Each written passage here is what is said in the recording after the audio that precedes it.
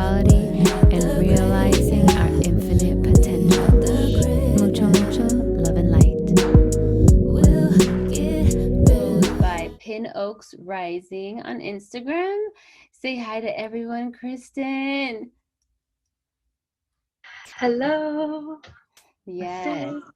Hi. So Kristen, why don't you tell us a little bit about yourself? I mean, I will kind of tell, the people. You are a Reiki healer and you are a conscious content creator. I met you on TikTok. So why don't you let us know a little bit about yourself, like a little bio. Yeah, sure. Thank you so much, Luna. I'm truly grateful to be here with you all today. My name is Kristen, Pin Oak Rising. You can find me on Instagram, TikTok, and YouTube at Pin Oaks Cove. As mentioned, I am a Reiki Master practitioner, and I do also utilize tarot and oracle cards to be able to offer guidance and healing.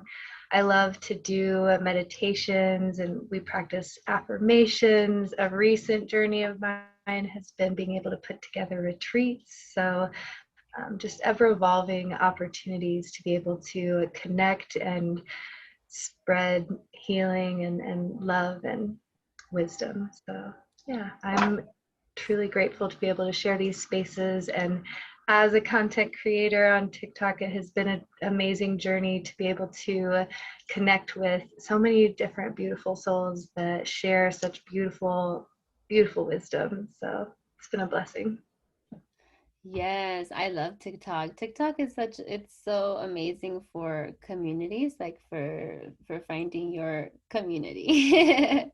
People are so supportive there. I feel they're very supportive on that app. At least my experience has been that way. Yes. Yeah. Yeah. Awesome. Thank you, Kristen. Okay. All right. So today I want to get in the topics about fairies because that's pretty mystical and I haven't spoken about that here. And I think it's pretty cool. So we should talk about that. But I do want to ask you one question first. Okay. This is an icebreaker. It's a mystery question. Are you ready? The first response, whatever you get, okay? What are you grateful for? I'm grateful for the sun and the moon and their cycles. Yay! I love that. Yes, I know, me too. I love the sun, and I saw the sun a little bit today. I did. A split second. Beautiful answer. Thank you. I'm grateful for you. Grateful to have this connection with you, to be able to have you on. Like, oh my God, you're an inspiration. I love watching your content. It inspires me so much. It inspires me to do my own, so thank you. Thank you. I'm also very, very grateful to be here with you and to be able to share these amazing connections. And I love your work. I always adore it. Your music's beautiful and your meditations are always gorgeous too. So yeah, blessed. Thank you. Yes. I want to do more meditations actually, but we should we should do a meditation together.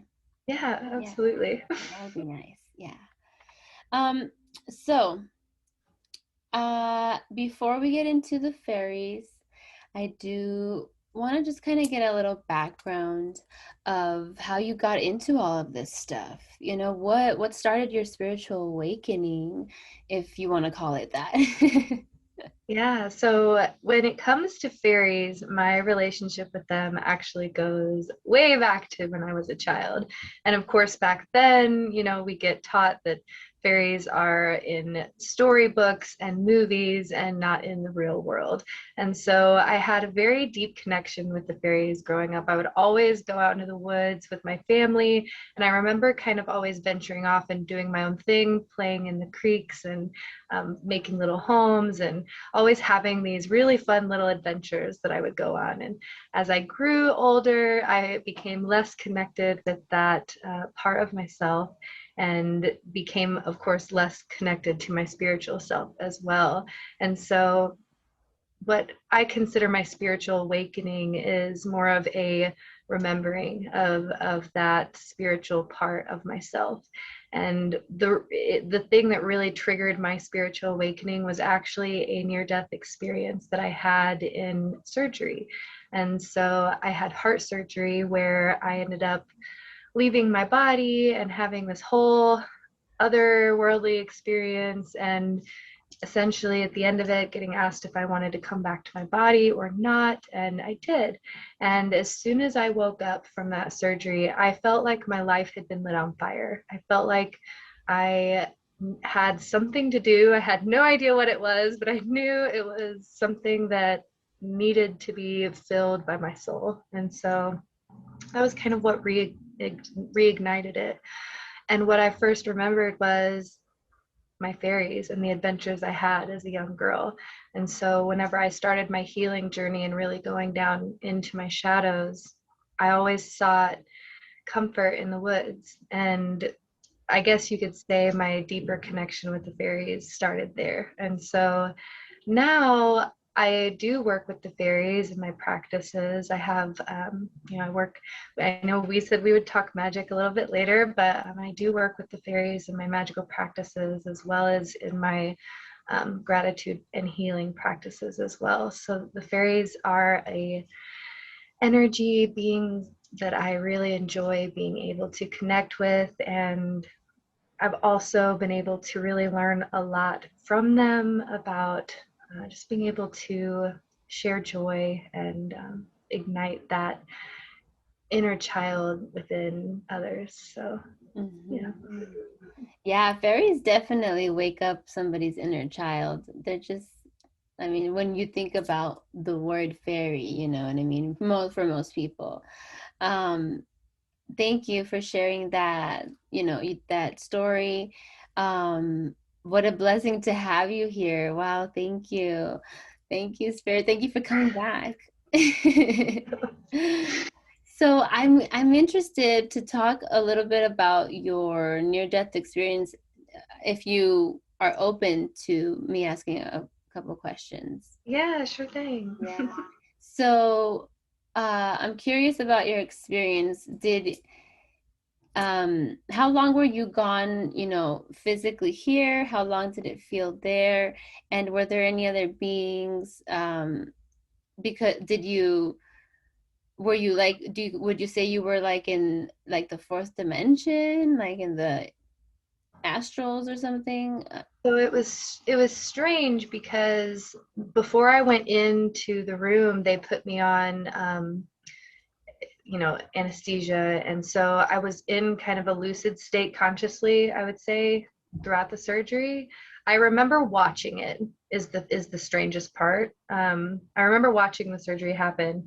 And then whenever I felt, I don't know, an electrical pulse in my chest, everything stopped. And so here physically, it was only a few seconds. It was not, it was nothing more than a few seconds here physically, but it felt like there time is hard to put a word on. It's hard to put a word on it. It felt like I went to a place where there was no time, is the best way to describe it. Yeah. And so I was initially, like I said, kind of observing the surgery. So I was in the room watching it, and then whenever I felt that pulse, it was like I was immediately in a different, like time space where time didn't exist and everything was light. There was I met with one of my grandfather who passed away was there, and he was the first person that kind of greeted me. And then as we walked through, because he greeted me and kind of just explained to me where I was and didn't really explain much more than that. But by the time we walked forward, I remember seeing Jesus, like Jesus Christ, and Mother Mary as well was there. And then I walked past them and just into a space that was completely light. And that was the best, like describing it again is hard because it was just like there was something there, but nothing to be able to put words to. It was just very light. And that was kind of where I don't really remember much other than being asked if I was, if I wanted to come back to my body or if I wanted to stay there. And I remember feeling like I hadn't done whatever it was that I needed to do here. And so I said, yeah, I'm going to go back. And so whenever I came back, it was just like, yeah, it was pretty incredible. Oh, wow, that's an amazing story. That's great. Yeah, so you were in this timeless space. That's so I'm just like absorbing all the information because this is something that has been on my mind as of recent, just because of death in the family. And in my last podcast episode, I was talking about death and what Mhm. I think, but the only people who would really have some type of experience that is close to dying is people who have near death experience, which is you actually do physically, die, Yeah, but you haven't like checked out. right. Yeah, so yeah, that's interesting. Thank you for sharing. Thank Yeah, you. you're welcome. Oh my gosh. Okay. So let's get into the magical topic, okay? So you're into these fairies now as an adult again, and now you incorporate them into your practices? Yes. So I guess I didn't necessarily intentionally start working with the fairies. They kind of found me, like I said, and I invited them in to work in my spaces because, like I said, I was really trying to work on incorporating more joy and childlike nature into the things that I was doing. And at the time, I had been just recently working with Aphrodite as well. And so that had been a new thing I was just getting into. When I say I work with these, I consider them to be more energies and deities. I work with them in a way that is not so much as a I honor them and I honor the energy that they can add as well as the energy that I offer. So it's more of like a working together scenario, if that makes sense. But all of the work that I do with the fairies is to be able to send love to the earth and to help raise the vibration of the planet, and also to be able to spread joy. But honestly, the first initial start of working with fairies, they do like to come back to your home, and if you have them in your home, you should build them a little space so that way they feel comfortable and at home. So they know what are theirs to mess with and not yours. And I think the one thing that people always ask me about fairies is like, oh, well, aren't fairies tricksters? Don't they always steal your stuff? Mhm. And they do, but I'm telling you, the reason why they steal your stuff is because they know you need a laugh and they think that it's going to bring you some joy.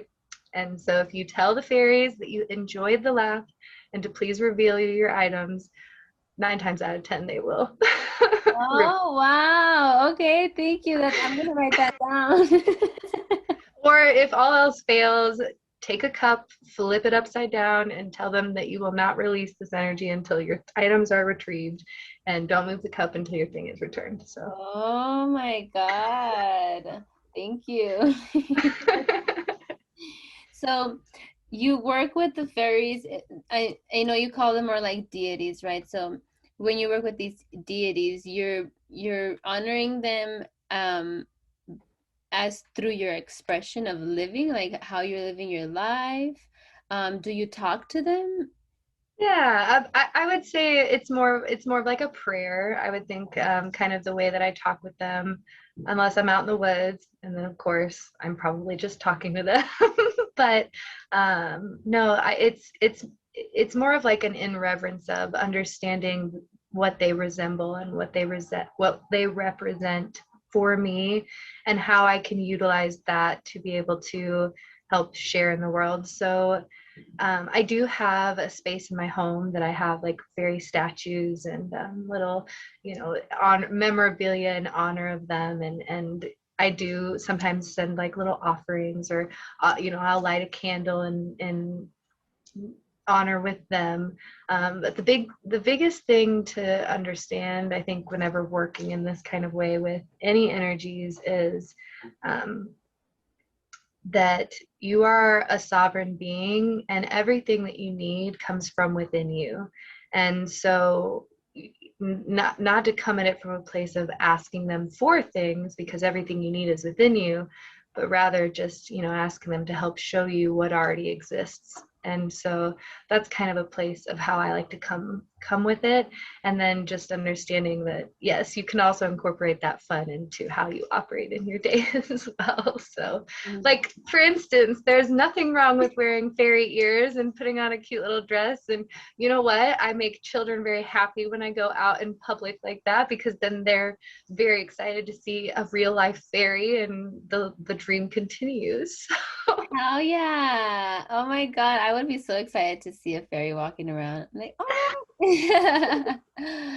That's beautiful. And that keeps your inner child alive. Yeah.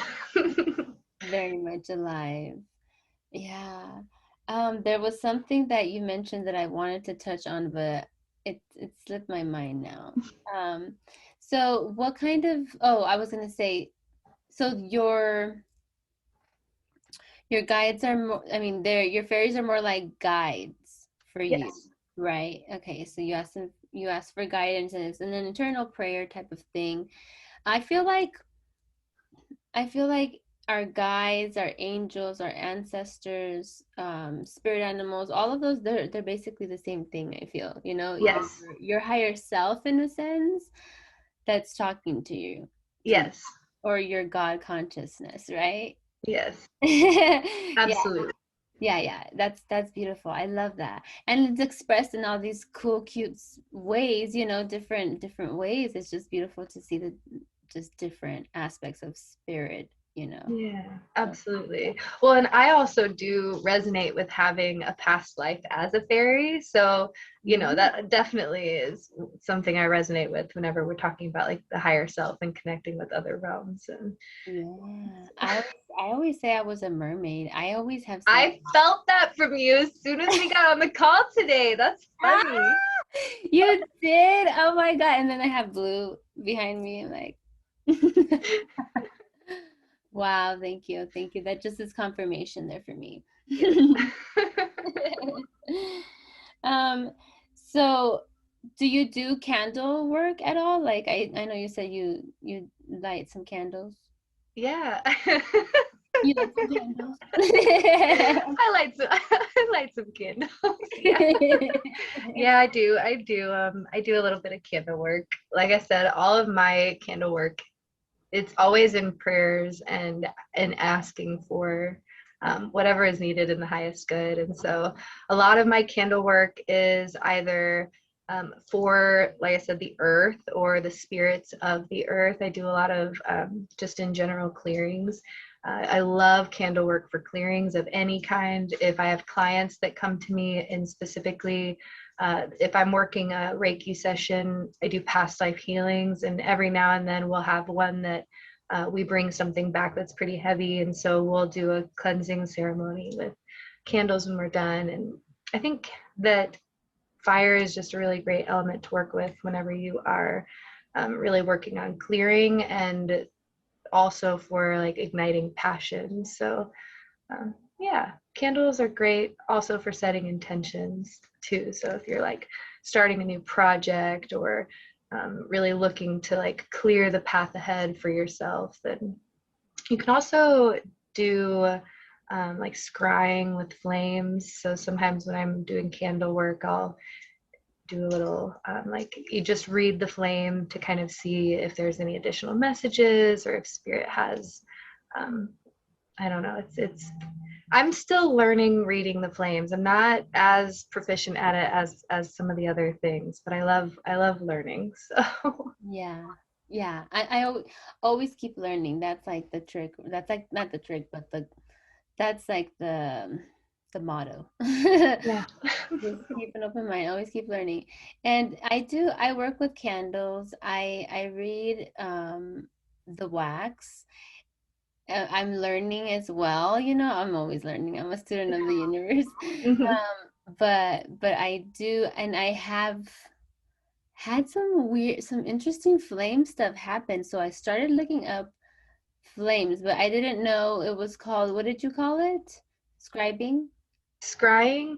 Scrying. So scrying is the word that's used for utilizing when you're using like mirrors or water or Mm-hmm. smoke. I don't know if that's the official term, but yeah, Mm-hmm. I think.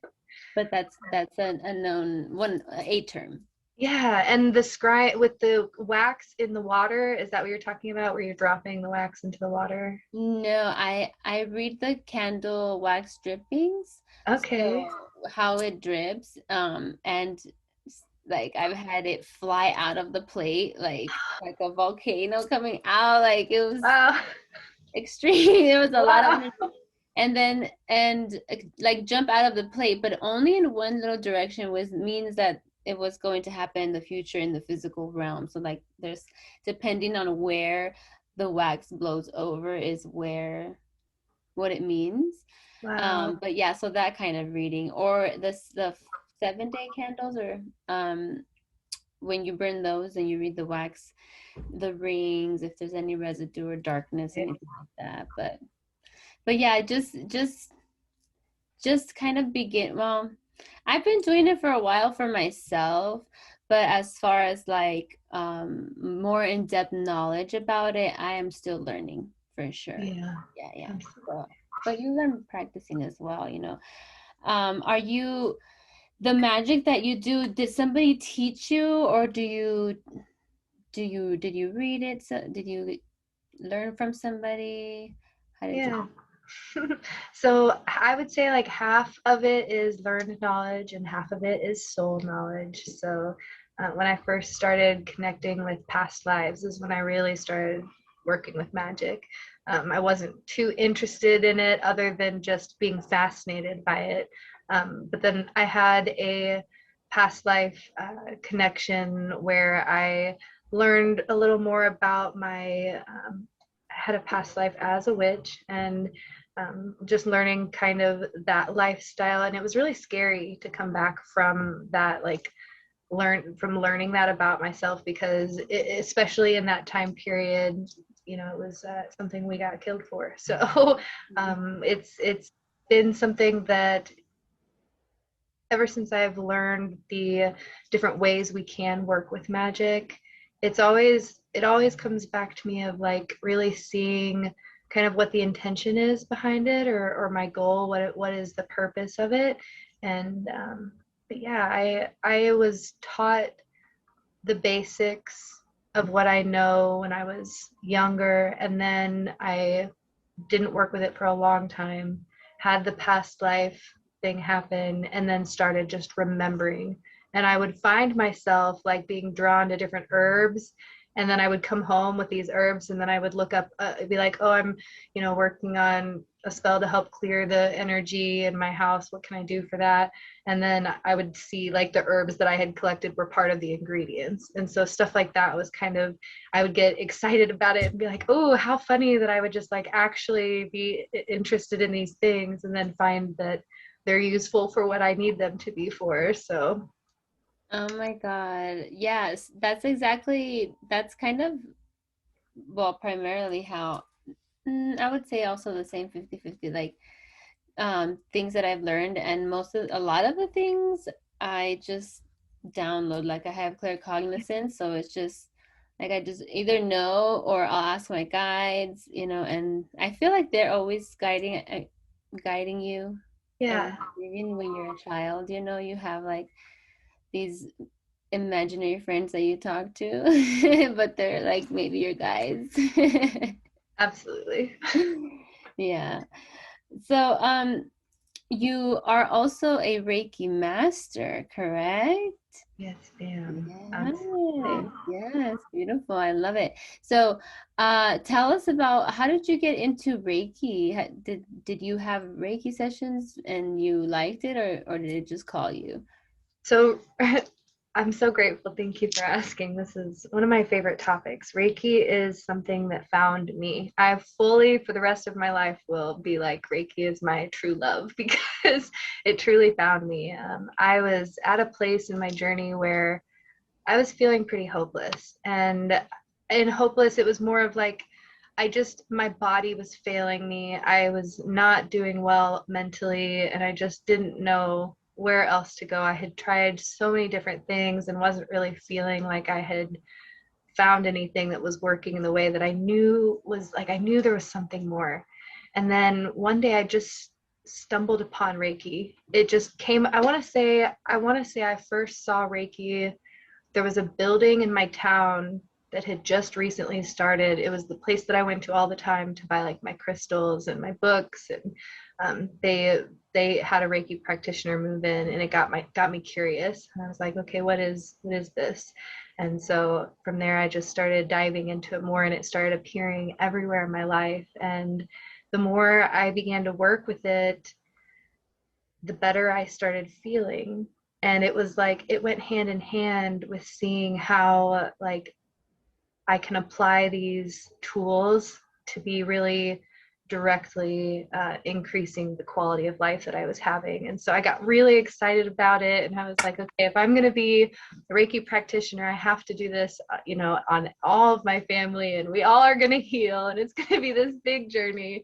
And Luna, my family supported me, and they all have let me do sessions for them. And they have all unanimously had just really beautiful experiences with it. And that was just a really beautiful way to be able to start working with something, and to just be able to really share that healing that I found for myself with people that I love is incredible. So That's so beautiful. Thank you so much. Yeah.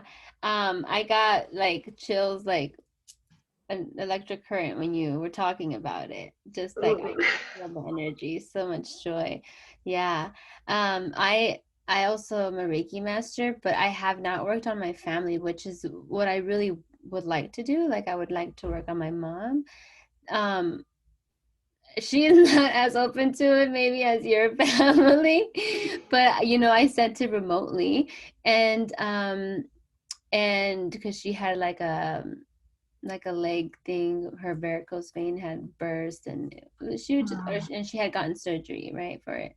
She Mhm. had some pain, and so I sent her Reiki energy that night, and she woke up like totally fine.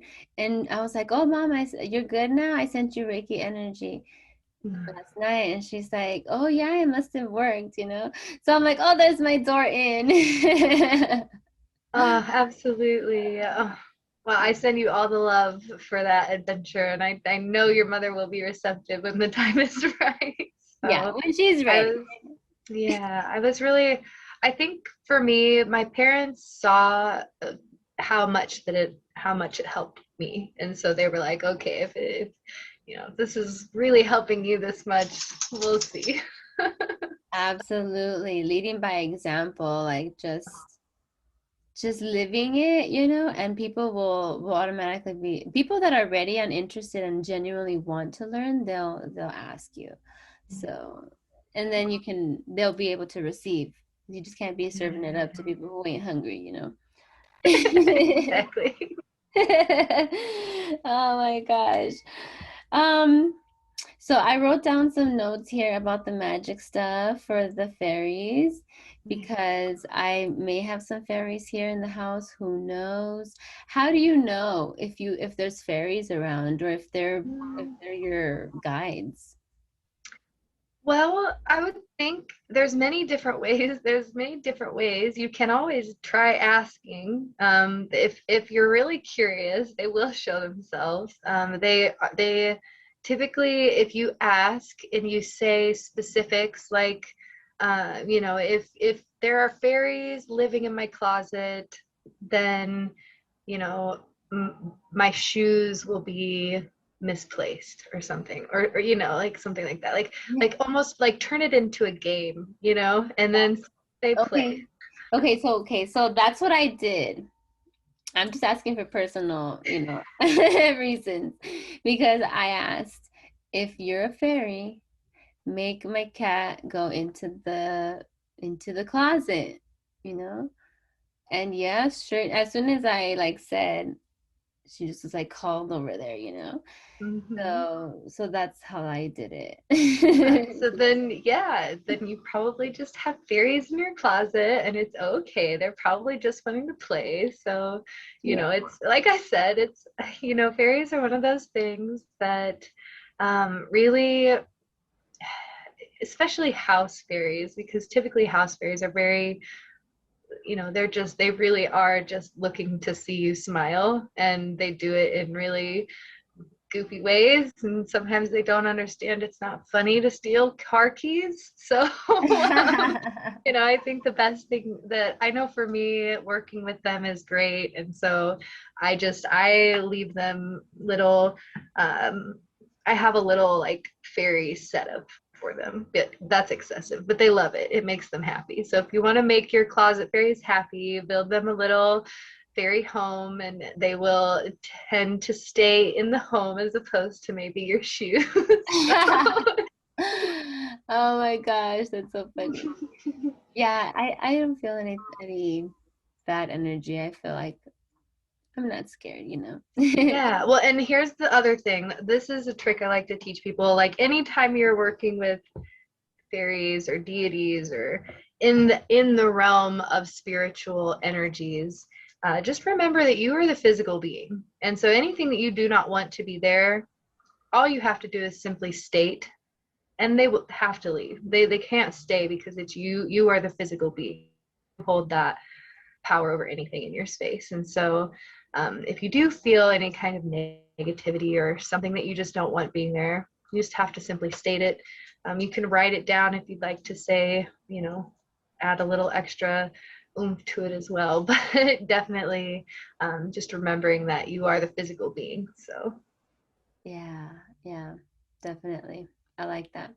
That's also that's also something that that I practice. Like if there's anything negative around me, I do, and it works. So yeah, you on to it, okay?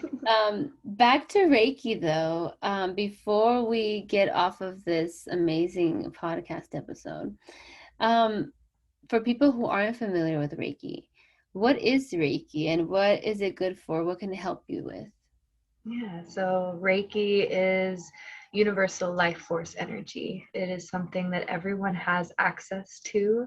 And a Reiki practitioner is someone that knows how to and has been taught tools to utilize this universal healing energy to be able to increase and heal many things within your body. And so, Reiki is a beautiful tool for anxiety and depression. It can be really great for healing physical ailments. Like I said, if you're interested in past life healing, it's a really great tool for being able to help disconnect you from past karmic patterns, and also just being able to balance your energy if you feel like maybe just feeling off, or if you feel like you have had like a cold and you want to just be able to clear out your energy. Reiki is a really great tool for just about everything. So they're good for, headaches, and if you're trying to sleep more, or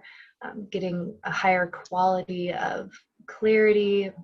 Reiki is an amazing tool. It really can be utilized for absolutely anything. I don't think there is a limit to it. So it's pretty open and accessible for a lot of really beautiful things. And the biggest, I think, most important thing about Reiki, whenever you're working with it in a healing aspect, is that you're not taking or adding anything that isn't already there. You're simply working with the universal energy and increasing those possibilities. So I love Reiki. It's a beautiful tool. I share it any chance I get. And if you're interested at all in working with Reiki yourself, I always encourage people. It's something that everyone has access to. And I think as humans, we should know we have the ability to be able to um, increase our own physical, mental, and spiritual well-being. So, Beautiful, thank you. I love that how you described everything. It's just so wonderfully said. Thank you very much. Mm. Yeah, Reiki is very, very healing in many ways. Yeah, mind, body, and soul. So, so awesome. Um, is there anything that you would like to add, my darling, before we end this podcast? Any other topic that you want to talk about? I think we've covered a lot. I think the only thing I have left on my heart, besides gratitude, is just, if you're listening to this podcast and you're an amazing soul, first of all, I already know because if you're listening to this, but, if you're curious and interested about working with the magical side of life, allowing yourself to see that magic can be found in everything around you. It can be something as simple as a leaf on the ground. And so just, yeah, being able to really see the magic that's already in your life and amplifying that in all the ways that you can. And Luna, I'm just really grateful for this beautiful opportunity to be here with you today and share this lovely wisdom and hear your beautiful voice. So thank you for inviting me on. It's been a pleasure. Yes, thank you so, so much for being on. It's truly a freaking blessing to know you and everybody, honestly, that I have met online during like the whole, that 1 year. Honestly, everybody was such a blessing for me. And because of the transformations that we all have gone through, the shifts, major shifts that we all have gone through, and we got to do it a little bit together, you know what I mean? So that's awesome, and I'm so blessed and so grateful for you. Thank you so much for being here. um, as always, just one more time, let us know where they can find you and where they can get Reiki healing if they want to get it from you. Yeah, absolutely. Thank you. You can find me on Instagram or TikTok at Pinoak Rising, or you can find me on YouTube at Pinoak's Cove. And I also do have a Beacons link that can connect you with being able to connect with me for services. I offer Reiki healing distance sessions as well as inspiration or guidance for your path with tarot and oracle cards. So, yeah. Beautiful. Alrighty. Well, Infinite Souls, thank you so much for being here again on another Tuesday. I love you so much. Until next time, mucho, mucho love and light. Bye.